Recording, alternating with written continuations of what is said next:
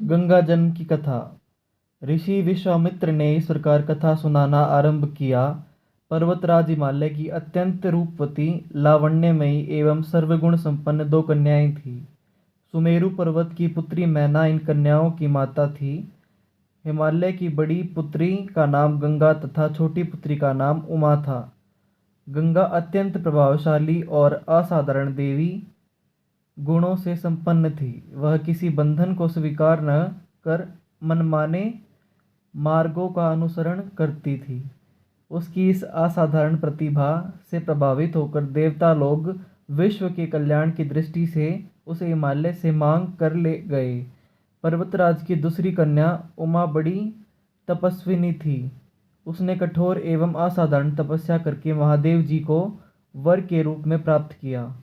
विश्वामित्र के इतने कहने पर राम ने कहा, ए भगवान, जब गंगा को देवता लोग सुरलोक ले गए तो वह पृथ्वी पर कैसे अवतरित हुई और गंगा को तिप्थगा क्यों कहते हैं? इस पर ऋषि विश्वामित्र ने बताया, महादेव जी का विवाह तो उमा के साथ हो गया था, किंतु 100 वर्ष तक भी उनके किसी संतान की प्राप्ति नहीं हुई। इस एक बार महादेव जी के मन में संतान उत्पन्न करने का विचार आया।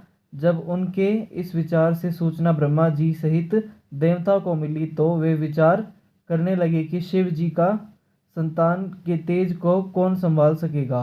उन्होंने अपनी इस शंका को शिव जी के सम्मुख प्रस्तुत किया। उनके कहने पर अग्नि ने यह भार ग्रहण किया और परिणाम स्वरूप अग्नि के समान महान तेजस्विनी स्वामी कार्तिकेय का जन्म हुआ।